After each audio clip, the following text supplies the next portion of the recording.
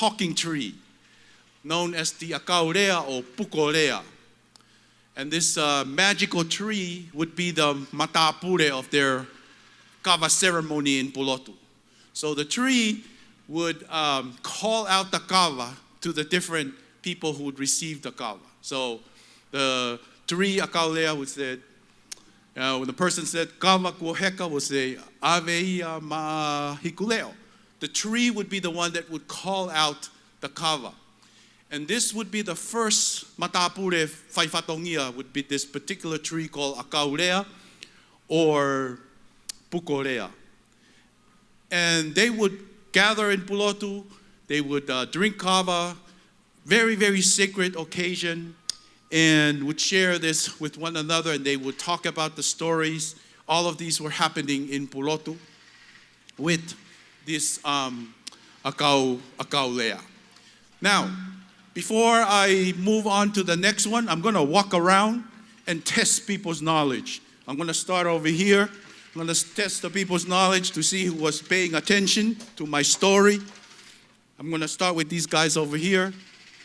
And you can see if they were paying attention to my story. These three right here. All right, we're here with this water falepiu or mo'ui juice. Sai, falepiu or mo'ui juice. Who are the three Tongan ancestors that are important in our traditions? I just talked about it 2 seconds ago. Kareti, do you remember the three ancestors? No, I don't remember. These are the ones who will fail my examination in my... Anybody remember?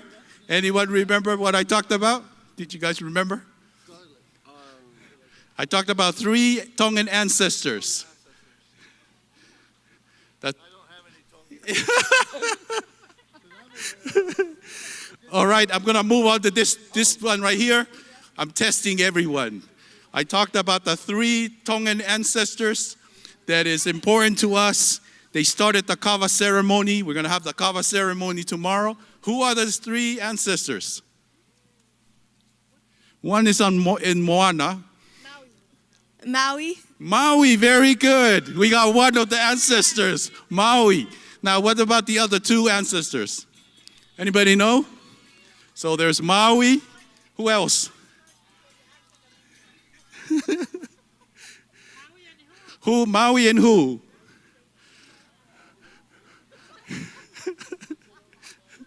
Maui. All right. These guys, they got one ancestors right. I'm going to move on to the next one. See if they remember what I talked about. Okay, Tonga have three ancestors that created the kava ceremony. This tent over here said is Maui. Who are the other two? You want to call a friend? Okay, I'll give you a hint. All the kings of Tonga descend from this ancestor. The Tui Tonga, yes? And who's the Tui Tonga's original ancestor? Aho'eitu, very good. Who's Aho'eitu's father? Tangaloa. Tangaloa, very good. We have two ancestors right here. Maui, Tangaloa. We got to give a prize to these two tents right here.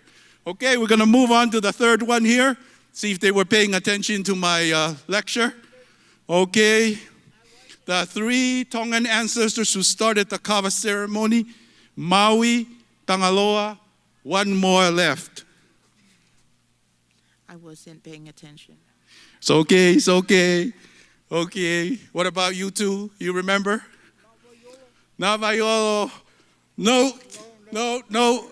Thank you, thank you. Over here, right on. We have somebody here who knows this last ancestor. Hikuleo. Hikuleo. Everyone give a hand to this one. The three were able to identify all three of our original Tongan ancestors who started the kava ceremony, which is 1, Hikuleo, 2, Tangaloa, 3, Maui. Okay, now we all know the ancestors. Okay, I'm just gonna walk around to make this more interesting, we're going to come to this group over here. Now, when they would get together and talk, often they would talk about the culture, they would talk about migration, they would talk about should we go look for new land.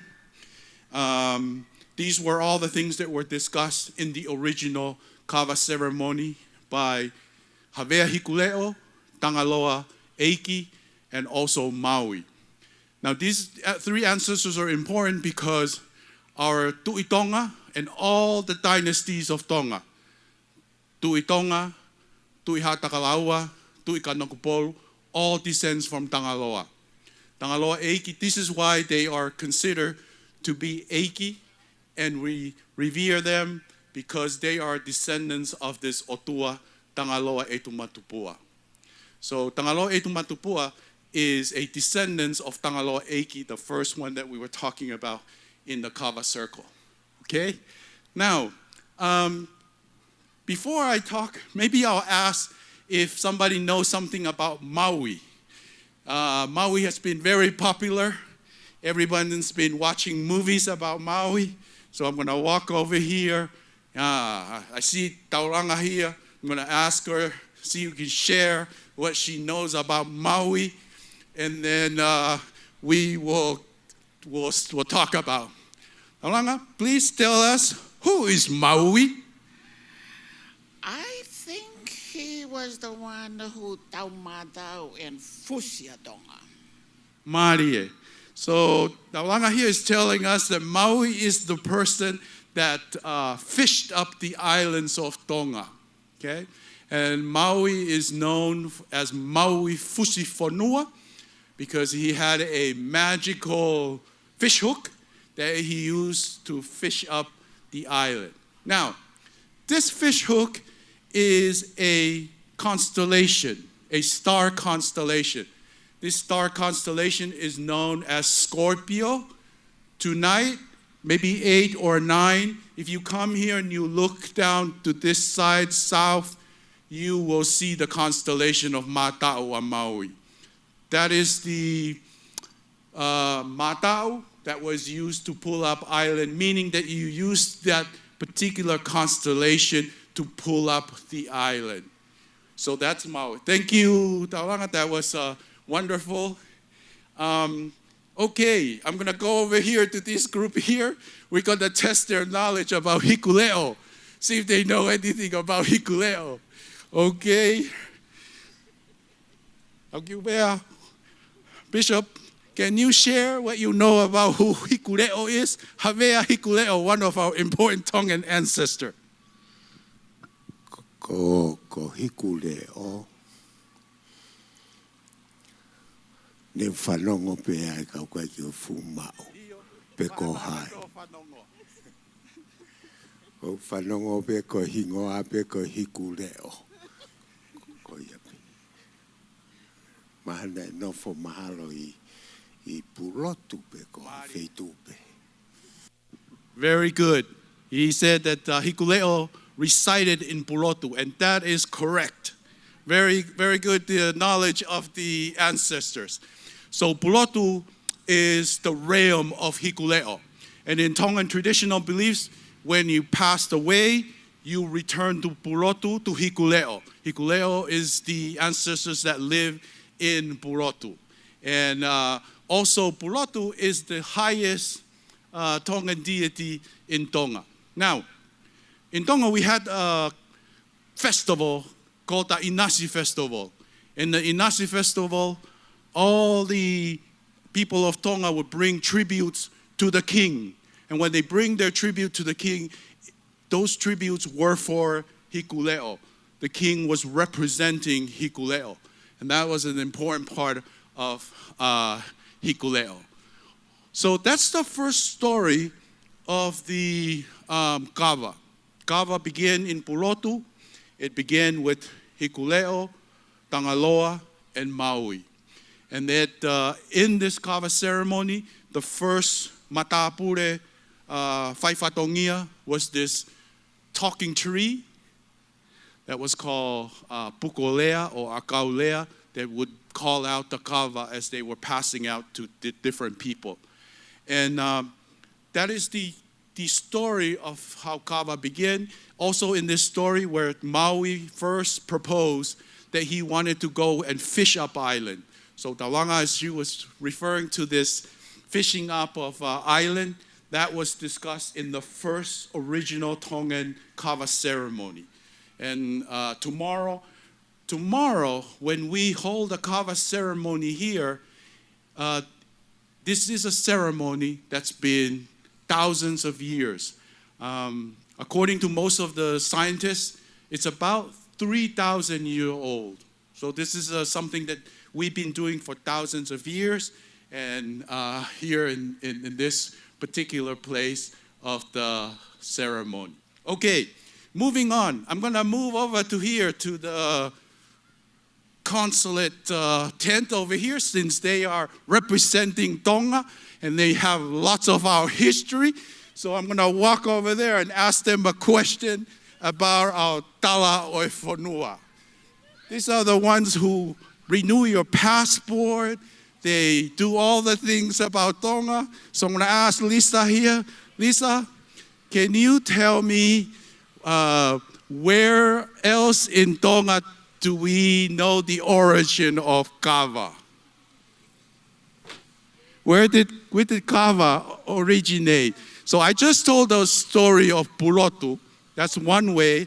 There's another place in Tonga where we commemorate as the place where kava began. I don't want to say it wrong, sorry, I wasn't listening, but was it Namu? She said Namuka. It's okay, it's okay. No, anybody want to rescue our consulate here? Anyone to rescue her with the kava in Tonga? Anyone? Let's see, anybody here? Okay. Oh, I'll walk over here to this group here. See if they know. Okay. These are the Mana Academy students. We're going to test the Mana Academy student, see if they know their history. Okay, Mana Academy students, where in Tonga is the other place where kava originated? I want the name of the island. They said Namuka, but Namuka is not the one. Thank you. Koloa. Koloa.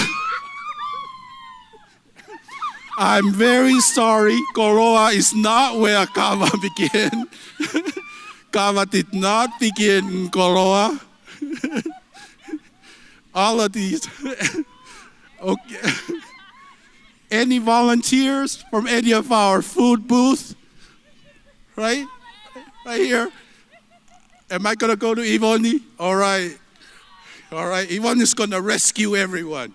She's going to tell us where kava, the other original place of kava. All right, Ivoni, where did the kava originate? The other story. Is it Eweki? Correct. Eweki. Eweki. Thank you, Ivoni. Please, Mana Academy, continue to teach the history to the students of Mana Academy. Okay, so Eweki is actually the third origin of kava, but it is one of the origin of kava. The other place where kava was at is in Langi. Langi. Now, Langi is the skyscape. This is where Tangaloa and all the Tangaloa clan would live. They live in this place called Langi. And the reason why I say kava was in Langi, because in the story of Aho'eitu was half human, half God. He went to look for his father. He went climb up the toa tree all the way to Langi. And the first thing he did with his father, Tangaloa Eitu Matupua, they had a kava ceremony. So kava was also in Langi. And Langi was the realms of the Tangaloa. So Pulotu is where Hikuleo was at, and then the Tangaloa, they were in Langi. Okay? These are the three realms of them. Okay, we are going to find out, but where did the Maui lives? Where the Maui lives? Okay, we're gonna walk over here. We're gonna check with these guys. Hey, why are you guys walking away? Stay back here so we can talk about Maui. Okay, Maui is very famous because everybody has watched Moana. Everyone here has watched Moana, Moana 1, Moana 2, Action Moana, and they all know about Maui, but no one knows where Maui is from. So, where does Maui live according to Tongan tradition? Dr. Travis Tuifua.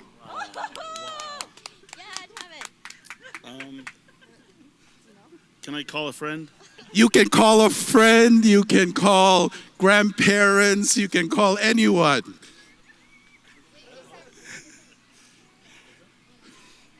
It's not Motunui.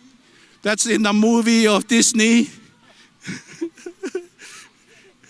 Anyone want to help out these guys? Yes? All right, Taulanga is walking over here. Maybe she knows.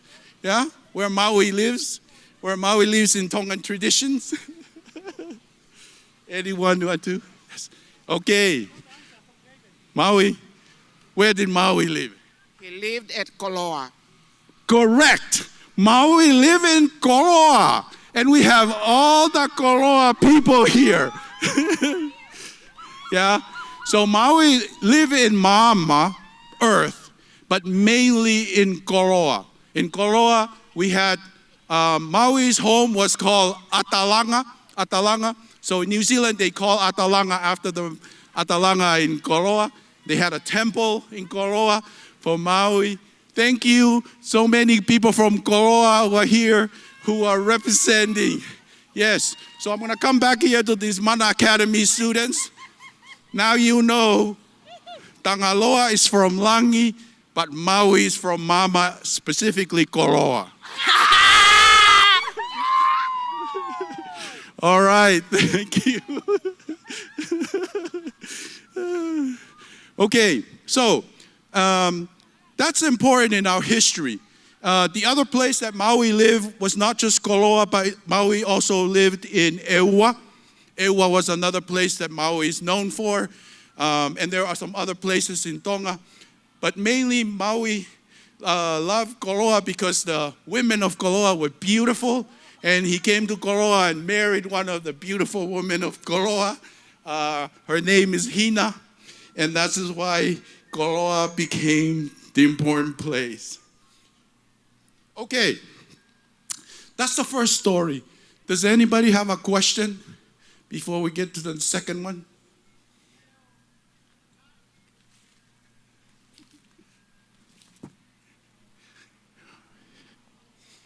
Okay, I'm going to come back to the stage here. Everybody can now relax. Don't worry. I won't. This is what I do with my student. Pop quiz, right when we begin class. In Langi, the skyscape, when Aoeitu went up to Langi, he had his kava ceremony with Tangaloa Eitu Matupua. And that was the second place in where kava we know in Tonga is where kava was used. And we also know the story's long, and maybe in the next time I come back, I'll tell the story. But Aoeitu's brother, they were not happy with their half-brother from Mama. They ended up taking his life. And in order for Aoeitu to be resurrected, returned to this life, they used a kumete, kava kumete, where the kava kumete was used to resurrect Aoeitu. So you can see that the kava was already in Langi as an important place for our kava ceremony. Okay, finally, we get to Aho'eitu. Finally, we get to Eweiki. And in Eweiki, thank you to all the people who remember Eweiki. Eweiki is where we get the story of Fevanga and Fefafa and their beautiful daughter, Gava. In this story, most Tongans know this particular story because according to this story, the Tuitonga was out on a fishing expedition. And during this fishing expedition, the king was hungry, wanted some food, and they decided that they would go to this island called Eweiki and see if there was any food in Eweiki. And they went to Eweiki. The king, the Tuitonga, went and found a kape tree or kape plant, which is a giant taro set by this kape plant.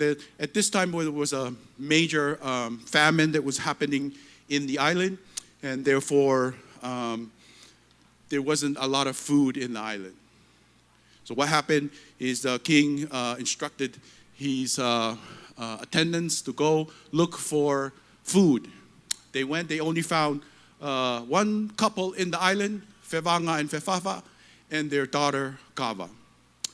Fevanga and Fefafa thought, okay, the king is here, we need to prepare some royal food for the king. We call this in Tonga ha'unga. Ha'unga is when you bring food to somebody who's visiting your island. They went, they looked, they couldn't find anything. They went to their one single kape, giant taro plant, and lo and behold, they found that the king was sitting under it. So according to Tongan tapu traditions, you cannot approach the king, so they decided to leave it alone, and they came back to their home, and they have nothing else to offer to the king but their daughter. So their daughter was sick with leprosy, but they decided that they were going to sacrifice their daughter, and so the daughter became sacrificed, put in the imu or the umu. When the king found out this sacrifice that were done by Fevanga and Fefafa, he decided to depart the island, feeling this respect for the sacrifice that they have done. And then few months later, a few days later, two plants grew out of the Kava's grave. On the head was a plant that was bitter. On the feet was a plant that was sweet, and that is Kava and To. And that's the beginning of Kava and To in Mama or in Eweiki. The High Chief Lo'au came and heard the story, and then he told them, this is what you do with the kava, how you should process it, how you should bring it. And so this kava ceremony that we are having tomorrow is partly one of the arrangement that was done by Lo'au. And Lo'au has a chant that is associated with kava and so forth. So that's the third story of kava. We have at least three Tongan stories about kava in Tonga, right? This is how kava is very significant to us Tongan in our ceremony, and tomorrow you will be able to observe the kava ceremony tomorrow. Before I end the session, and maybe some of you might have some questions that you can ask me, and I'll walk around and see if you have questions about it. I hope that we take the time to continue to learn about our traditions, our history. It is important. It grounds us. It tells us that some of these rituals are sacred. Kava is not something that you just do, and I see some ways that people practice kava that is disrespectful, inappropriate, that we should not associate with this very sacred ceremony, sacred drink that's been given to us by our ancestors. So I hope that this little talanoa stories will help you in thinking about this particular story about Tonga. And with that, I would like to bring this story session to an end, and then I will walk around, since I still have some, few minutes here, to see if people have any question that they would like to ask about kava or anything that's related to kava ceremony. Thank you. Malo apito levele vai malanga kai tatau atu. Okay, do we have anyone who have questions that they want to ask? All right, I'm going to come over here. It looks like these guys have questions. They want to share their question. They just want me to give them the opportunity to share their question. Do you have any questions about kava or Tongan culture or anything you've been thinking about that you would like to share with us? Okay, you have one? No? Tulo. No question, comments, anything? Everybody has, they've been seeing the way kava has been treated in different places. No one have ever thought about, maybe you have questions that I want to ask about this important element? No? Okay, moving on to the Mana Academy. I know Mana Academy have some questions, so we'll see what they have. If they have a question for me. Okay, Mana Academy, I'm back to you.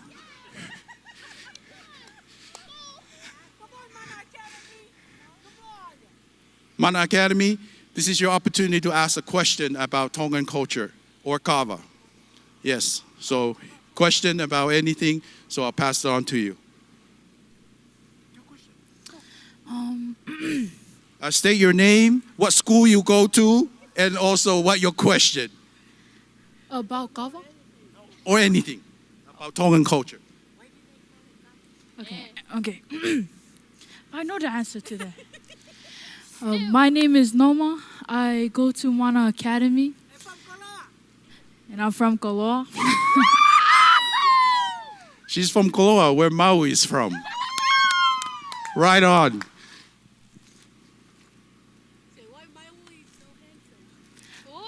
Why is Maui so handsome? Why is Maui? We all know because from Koloa. Yes.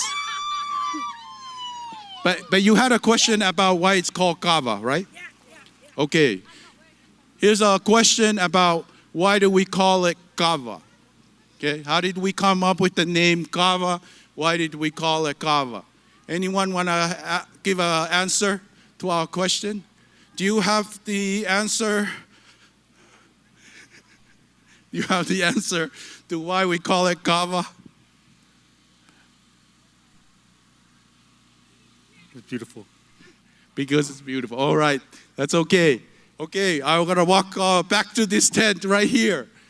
This tent is going to tell us why we call it kava.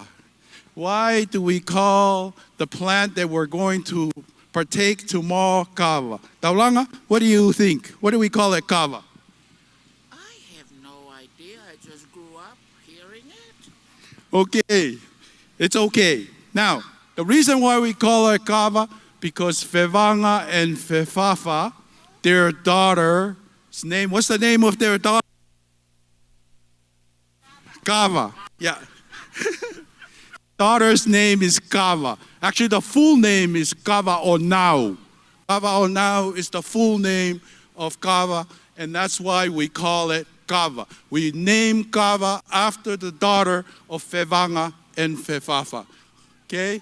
Good job. I have a question here. Lisa, do you have a question for Tongan culture or kava? Do you have any questions? No, not today. No question. Okay, we'll go over to the tent of the Health University of Utah Health Group here, see if they have a question. All right, University of Utah Health tent. You have a question about kava or Tongan culture? Anything you've been thinking about? Here's your opportunity. Right. Testing. Malalele, my name is John Sotele. I'm from West Valley City, Utah. My parents are both from Tongan. My dad's from Ta'anea and Vava'u. My mom is from Falelo and Ha'apai. I actually just got back from Tonga like a couple weeks ago, and I love my experience there. My question would be, why are Tongans so prideful? Tease up, but like, for real, why are Tongans prideful? And that goes for me too. Tongans. Sorry. The question here is why Tongans are prideful.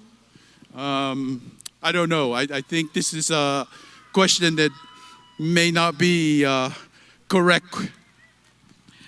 Dr. Kairi, explain to me, why do we do the fono at the kava ceremony?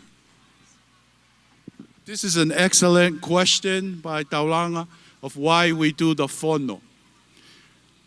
Now we go back to the original story of kava.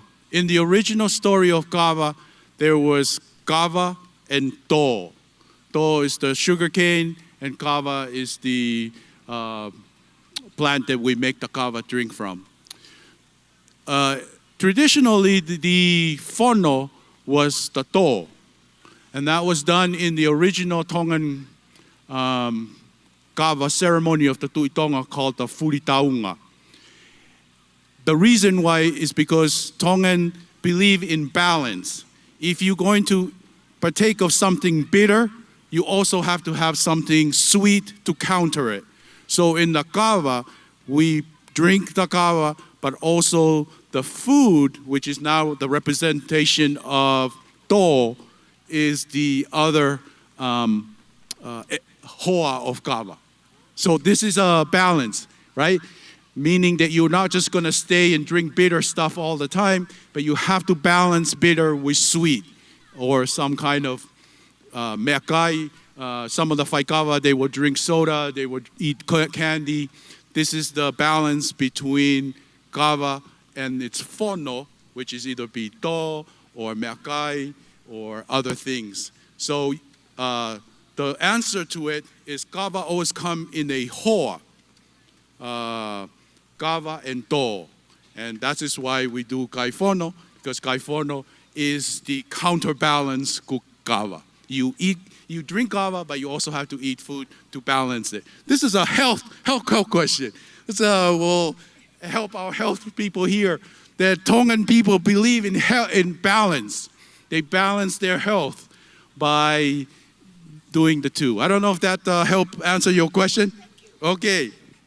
That was a good question, really good question about why we do fono.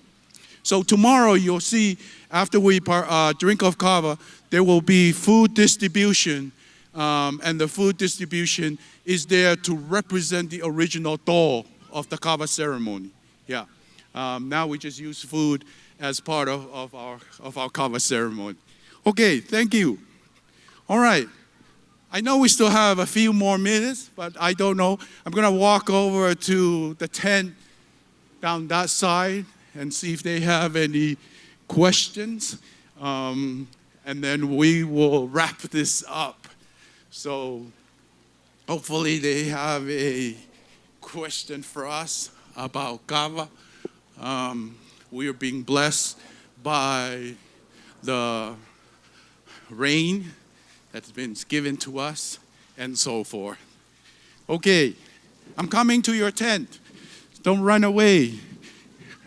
I'm coming to your tent so you can ask a question. Okay, everyone, don't forget to come and buy all of these beautiful Tongan stuff here and the vai. So please come and participate. Okay. Okay, you have a question about Tongan culture? Here's your opportunity. Tongan culture. Any question about, you understand everything about Tongan culture? You have no question whatsoever? Yes? You have no question? Okay, so I'm going to ask you questions since you have not asked me any question. Why do we wear these kie as Tongans? Why do we wear ta'avala? What's the reason for why we wear these? Ko hai tene tari e pehui koe ni. Kie kie. You okay, Mele? Oh, Mele. It's to show our respect. That's why we wear our kikias. Very good. The ta'avala is to show our respect, and this is why I encourage you to come buy your kia from this tent, because then you can show your respect whenever you go to the Tongan function and so forth. Now, in addition to the respect, this also represents the fonua. The ta'avala also represents the fonua, meaning that it represents our land, our nation, and so forth. So when you wear the ta'avala, you wear the fonua with you. Yeah? And the reason why it's called the fonua, because these things come from the fonua, from the land. This is a fau. This fau comes from a plant of the fonua. And that is why, right? So when you are anywhere, you can represent our fonua of Tonga, because fonua is important to us, and you wear it as respect. Okay? Very good. Any other question from this tent? Oh, yes. Hey, can you show up us your ta'avala, because we're live? Yeah. Over there. Yeah, we are on live right now. This is, I'm giving you free advertisement. Please bring out your stuff here so we can, and I'm going to ask you a question for why you have these things, so you can explain to us the Tongan reasons. Our live is over there. Come over here. Yes. Can you tell us what is this? What's the purpose? Why do we wear it? This is called ta'aveave. So this was made from Hawaii, from Felmea. It's a homemade, is it handmade? And it's made from tatuakie. So we usually wear this on funeral, especially if you are the leongi. So if you are the leongi, I think the leongi means you're the one standing by the fire or outside. Anywhere else but outside. Very good. In the Tongan culture, everything is hierarchical, ranking. So the ones who are eiki, they wear a different ta'avala, and then the ones who are a different status, they will wear this. Yes. Yeah. Yes. Yes. I'm gonna. Ave looks like. Looks like. Yes. And it's $50. $50. $50 US. US. US. So that's Okay. what the ta'aveave Yes. looks like, and it's important Yeah. for funeral. This is important for funeral. If you know you are leongi, your place, which is usually the side of the brother or the mother side, they are the other side. You will wear something like this to it, and that's important. The Tongan culture, the ta'avala you wear communicate to the people your ranking, your genealogical tie to the person who passed on. So when you go to a funeral, you just don't. I know some of you are showing up with this. No, this is. You have to wear something to show you that you are there to show respect. Yes? Anything else you want to show our group here? We also have this one.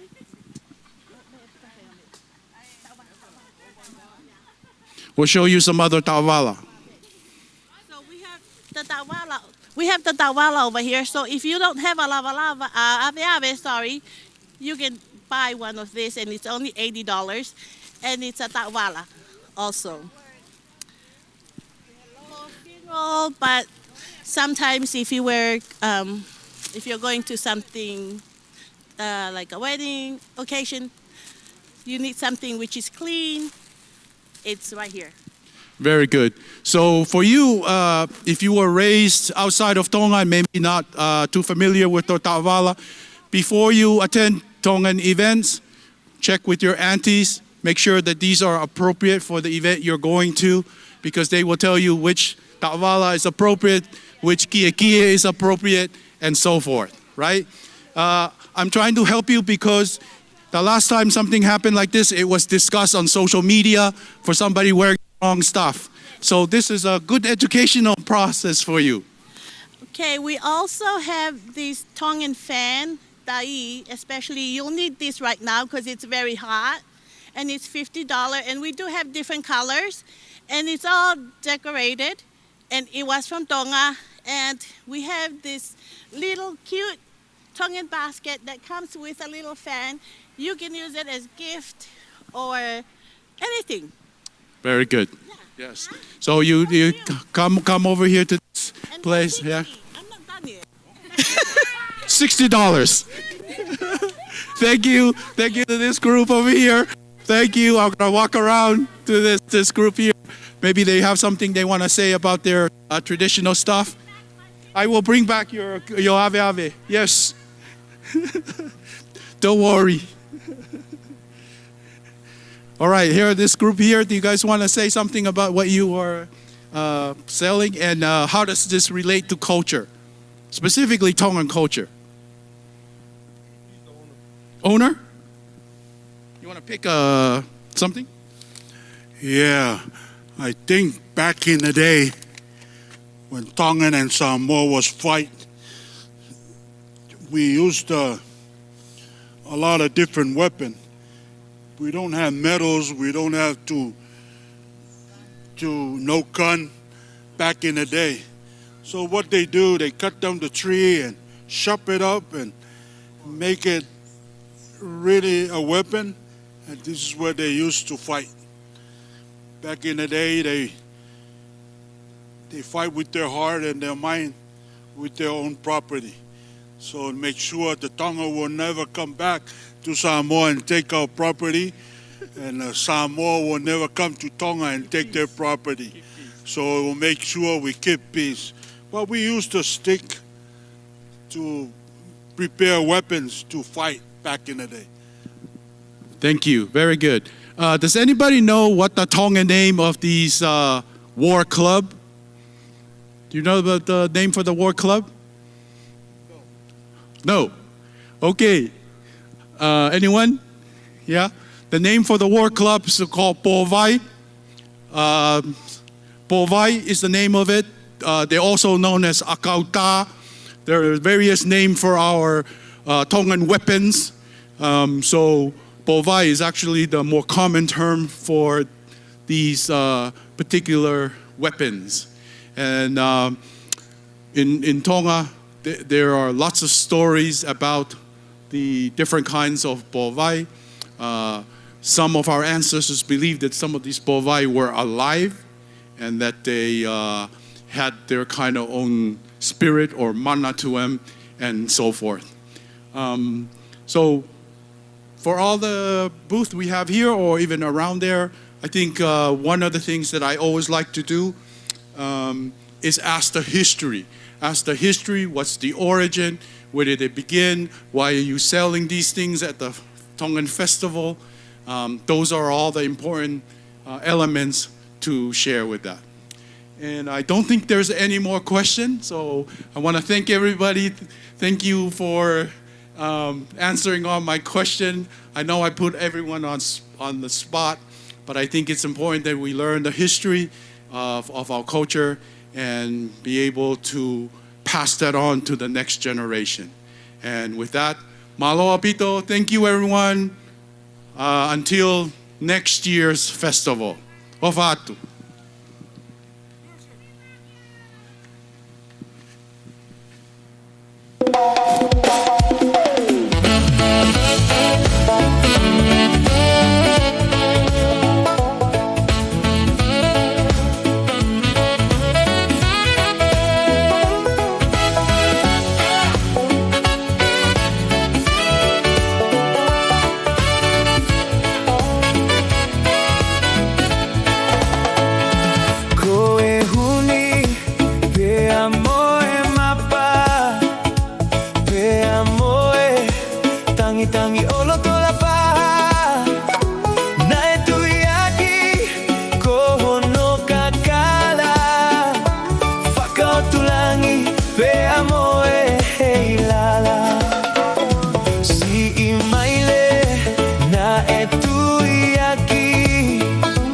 Maliwe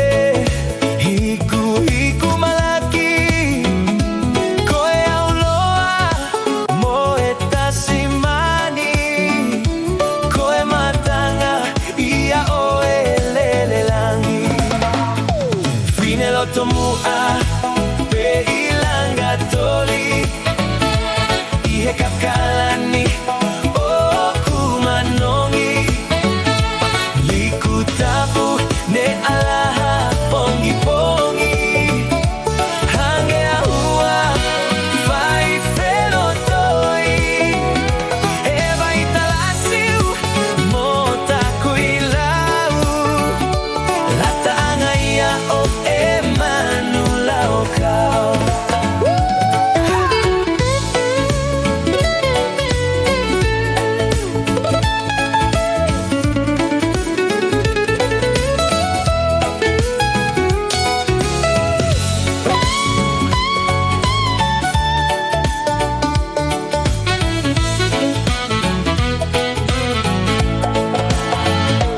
Koe whala hola o e monia Tuiange papai whakautusia Tawake hau mo e vunga La tanga ia o e lau manuhina Koe huni pea mo e mapa Pea moe, tangi tangi, olo tola paha Na e tuiaki ko hono kakala Whakaotulangi, pea moe, hei lala Fine loto mua, pe ilanga tori Ihe kakalani, o kumanongi Liko tapu ne alaha